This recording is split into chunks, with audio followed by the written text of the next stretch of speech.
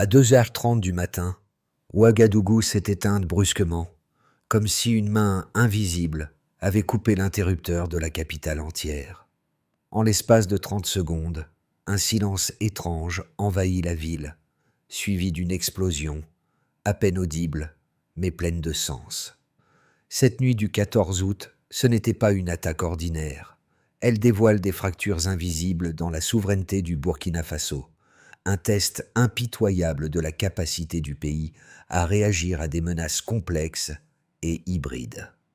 Pourquoi cette précision? Pourquoi cette stratégie?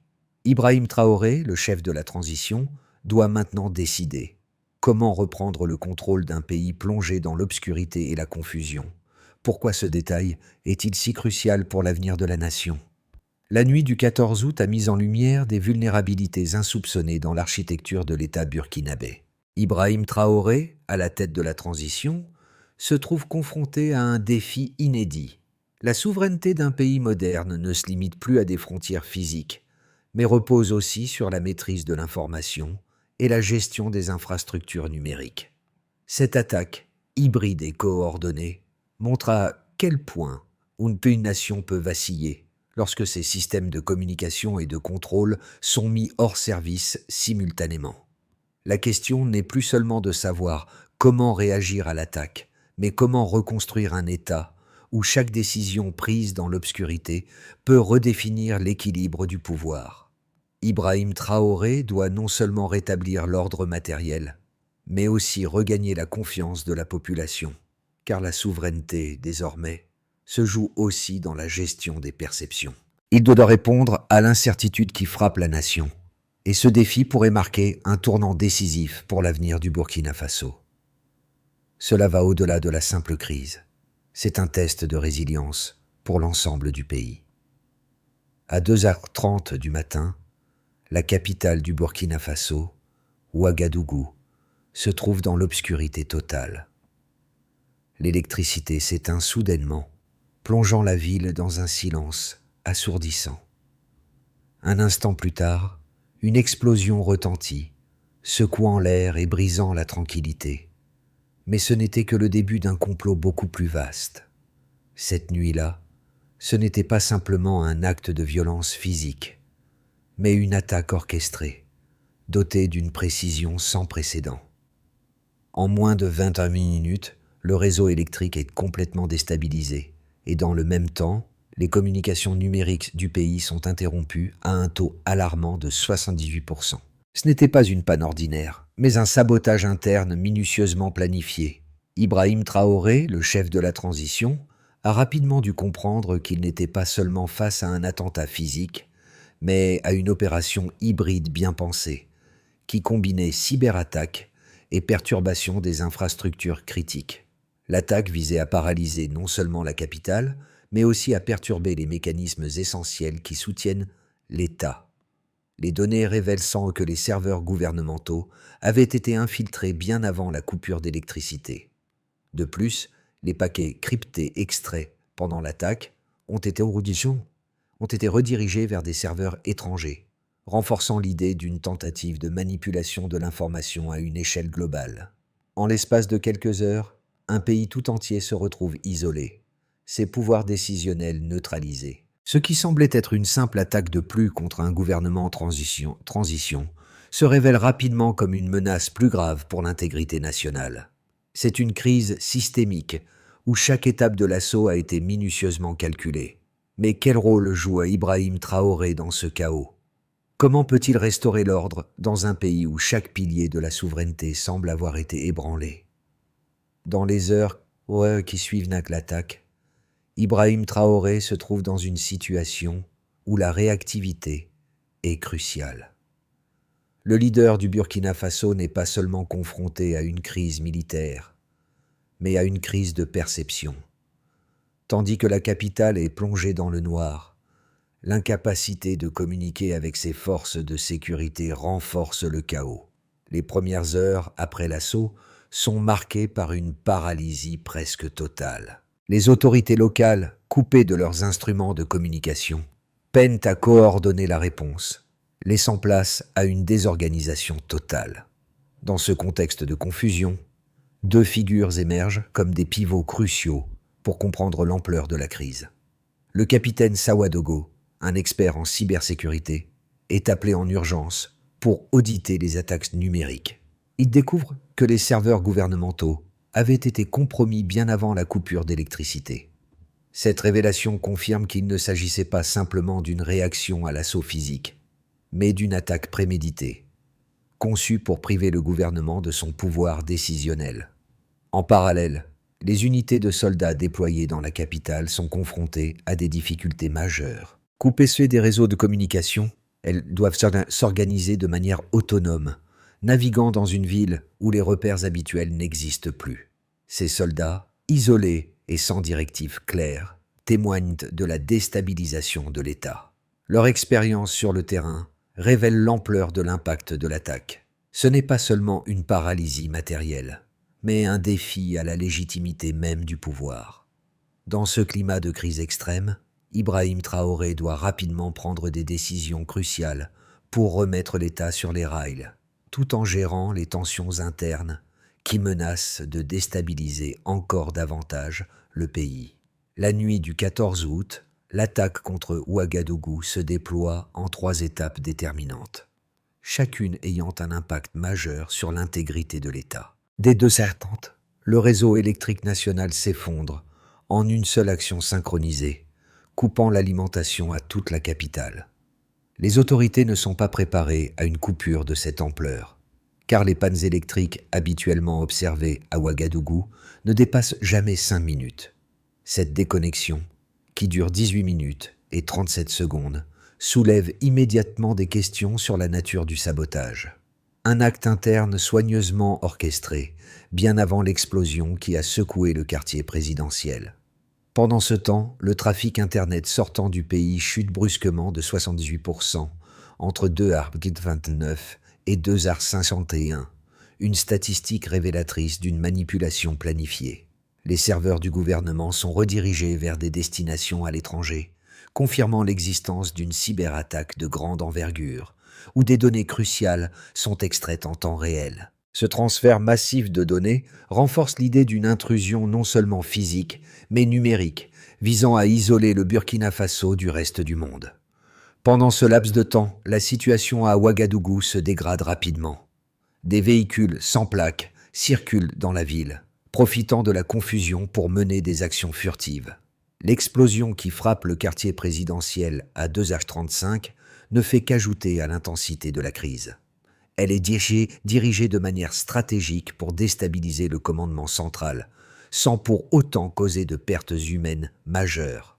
L'objectif semble être de créer un choc psychologique et une perte de contrôle, plus qu'une destruction physique. La déconnexion totale des forces de sécurité rend la situation encore plus périlleuse. Sans communication, les soldats sont incapables de réagir efficacement. Des unités militaires isolées se trouvent en état de confusion, incapables de coordonner leurs actions. La ville tombe dans le chaos, alors que des signaux brouillés perturbent la communication entre les autorités et les unités de terrain. Cette première phase de l'attaque laisse les autorités du pays complètement prises au dépourvu.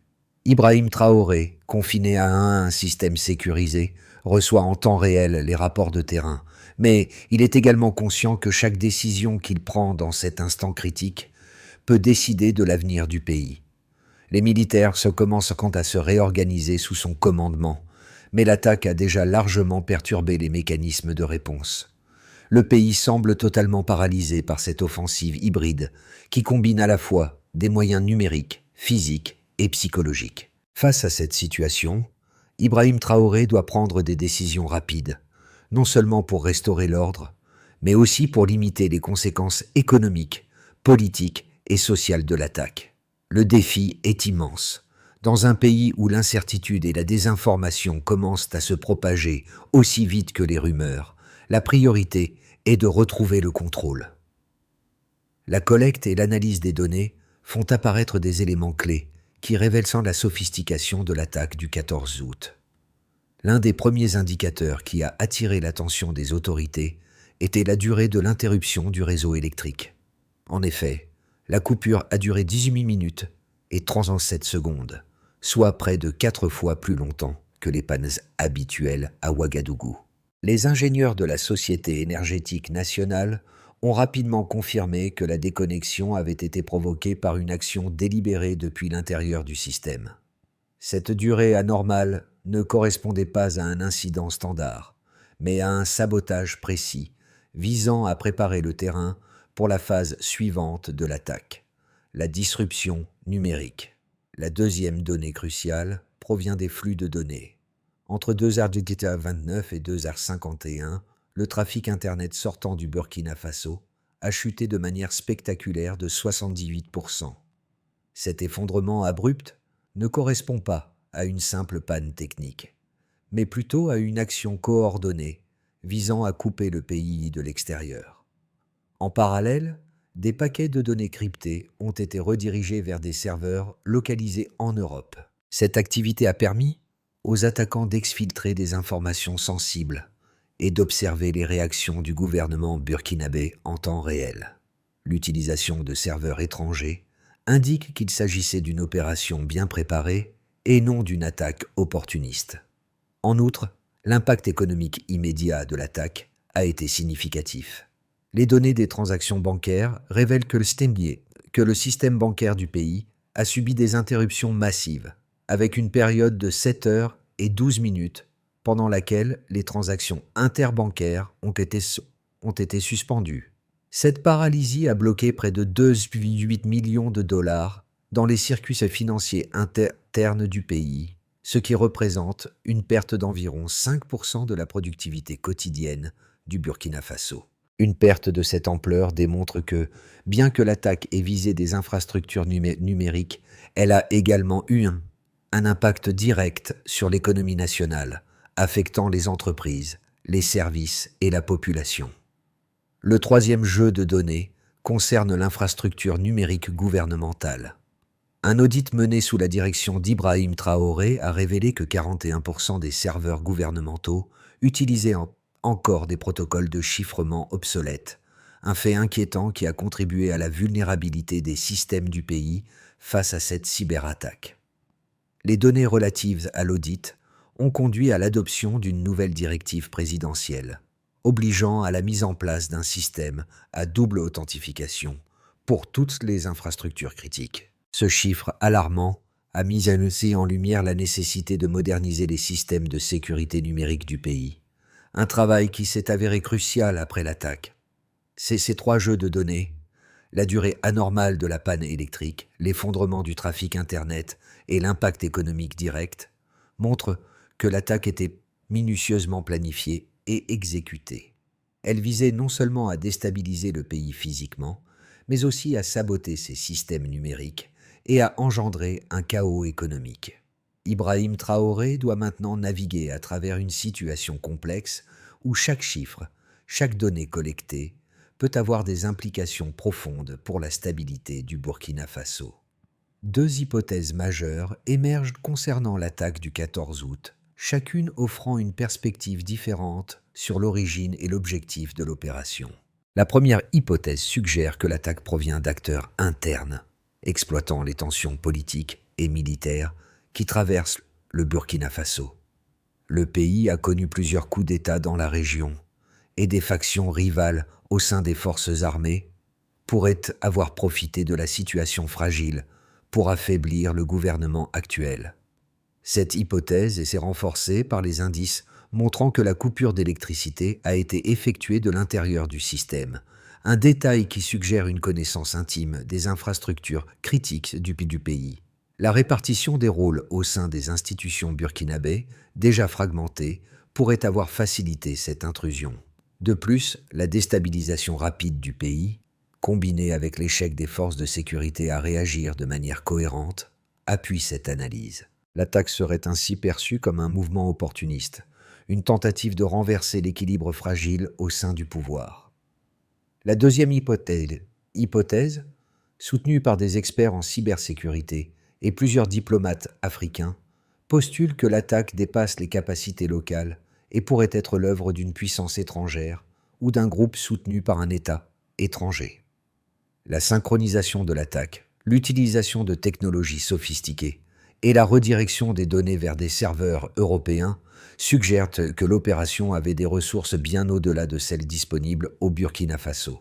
De plus, les caractéristiques techniques de l'attaque, telles que le brouillage ciblé des communications et l'exfiltration de données en temps réel, rappellent des opérations similaires observées dans d'autres pays en crise, comme la Syrie ou la Libye. Ces éléments font penser à une opération géopolitique visant à tester la souveraineté du Burkina Faso, peut-être en réponse à des enjeux plus vastes de pouvoir et d'influence dans la région du Sahel. Ces deux hypothèses, bien que radicalement différentes, ont chacune leur mérite. D'une part, l'argument interne semble plausible en raison des tensions politiques et militaires croissantes à l'intérieur du pays. D'autre part, l'hypothèse de l'implication extérieure prend en compte la sophistication de l'attaque et les ressources qui semblent avoir été déployées pour mener à bien cette opération. La vérité pourrait résider dans une combinaison des deux, un mélange d'acteurs internes exploités par des forces extérieures, cherchant à déstabiliser la région. Ibrahim Traoré, en tant que chef de la transition, se doit de tenir compte de ces deux scénarios, en tenant un équilibre délicat entre la gestion de l'instabilité interne et les pressions géopolitiques externes. Ce n'est qu'en enquêtant minutieusement sur toutes les pistes possibles qu'il pourra élaborer une réponse stratégique qui permette au Burkina Faso de surmonter cette crise. La crise a franchi un point de non-retour. L'attaque hybride, qui a frappé le Burkina Faso le 14 août, n'était pas simplement un acte de violence isolé, mais un signal fort envoyé à la nation et au monde entier. Ce n'était pas seulement une attaque sur des infrastructures physiques et numériques.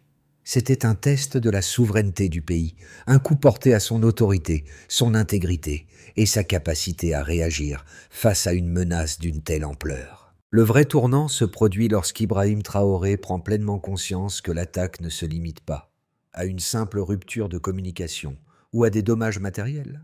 Elle a un impact profond sur la perception du pouvoir en place.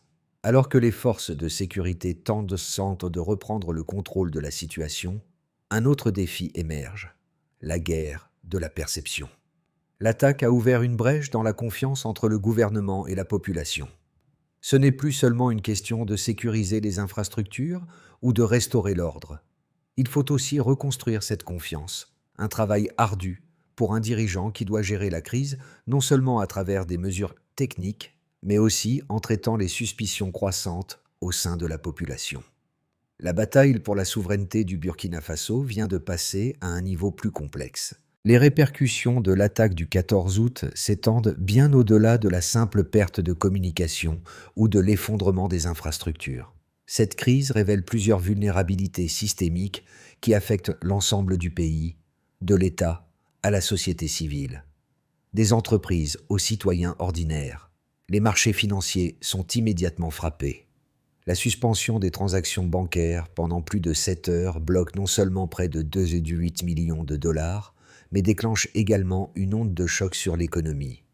Les petites entreprises, privées d'accès au système de paiement électronique, sont contraintes de revenir à un mode de fonctionnement archaïque, redécouvrant une économie de proximité qui échappe temporairement au système financier global.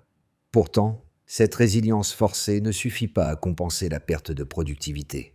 Pour les autorités, l'impact est encore plus direct. L'incapacité à gérer la situation dans ces premières heures montre une faiblesse fondamentale dans la gestion de crise. Le retard dans la communication et la coordination des secours crée un vide institutionnel, amplifiant le sentiment de chaos et d'impuissance. Les efforts de récupération se heurtent à une perte de crédibilité, car la population commence à douter non seulement de la capacité du gouvernement à maintenir l'ordre, mais aussi de sa capacité à protéger le pays face à des menaces extérieures et internes. Les citoyens, quant à eux, sont plongés dans un état de confusion et de peur.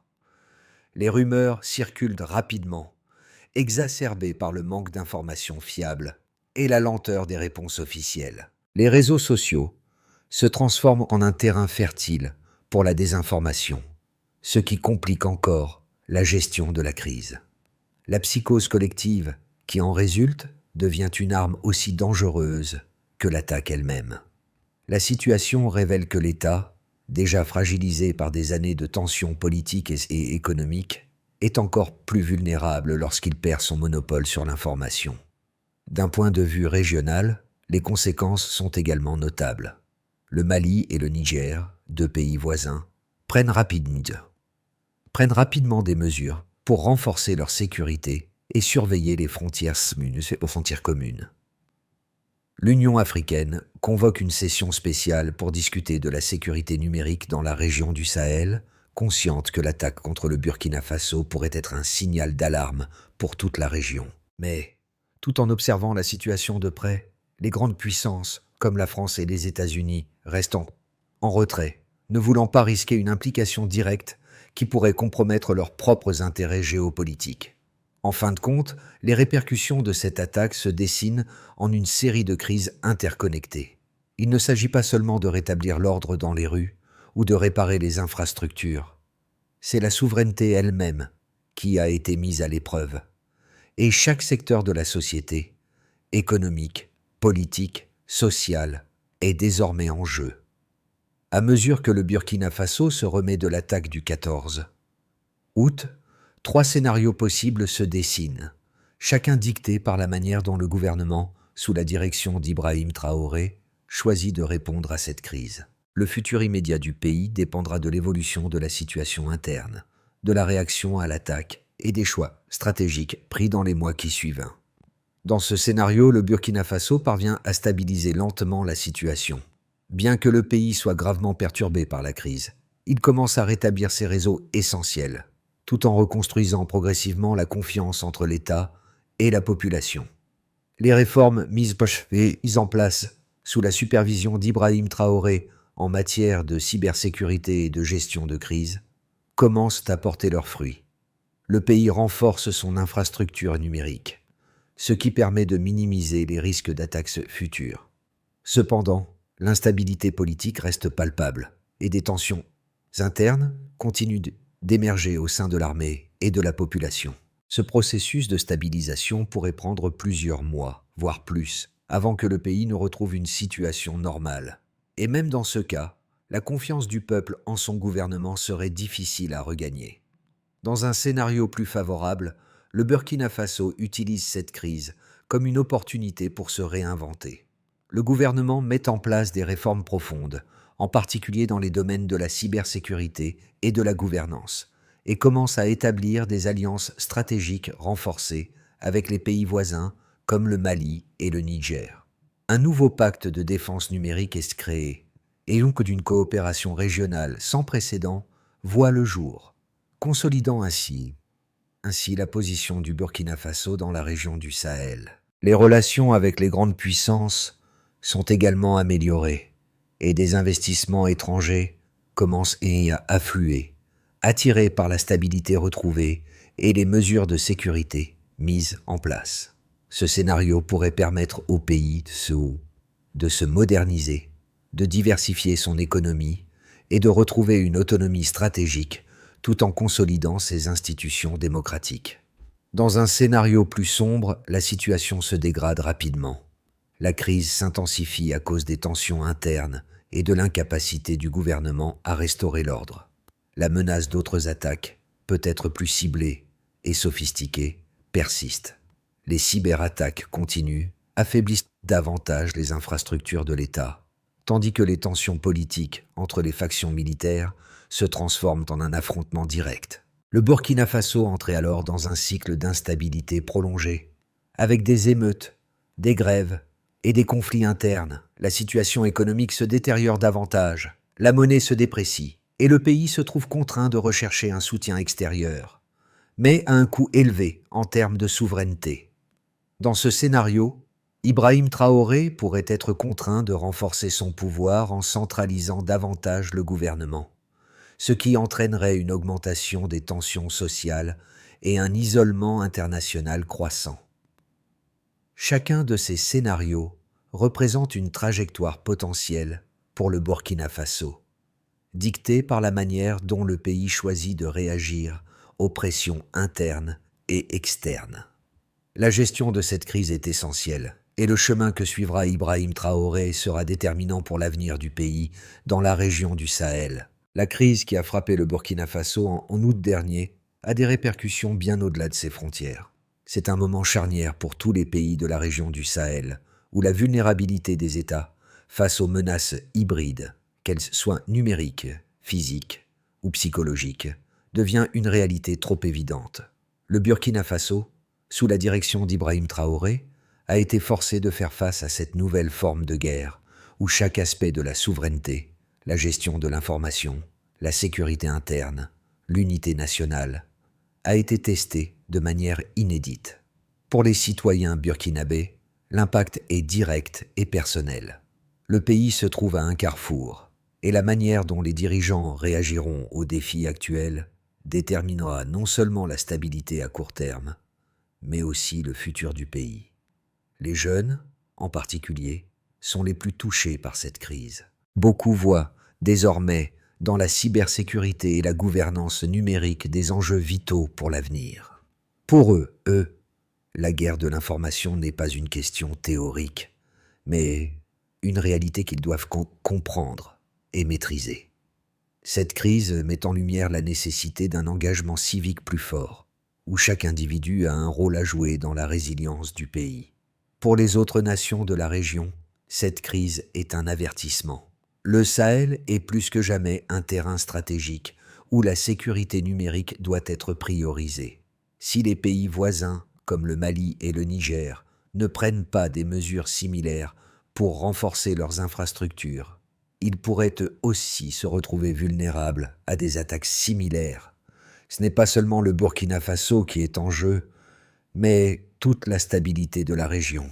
Le chemin que choisira le Burkina Faso influencera profondément les dynamiques politiques et économiques de toute l'Afrique de l'Ouest. Le temps est compté, et les décisions d'aujourd'hui détermineront la trajectoire de demain. Face à la crise de souveraineté révélée par l'attaque du 14 août, Ibrahim Traoré et son gouvernement ont tracé un plan de reconstruction en 5 axes principaux pour rétablir la stabilité du Burkina Faso et renforcer ses institutions face aux menaces futures. Ce plan vise non seulement à restaurer l'ordre et la confiance, mais aussi à faire du pays un modèle de résilience face aux attaques hybrides.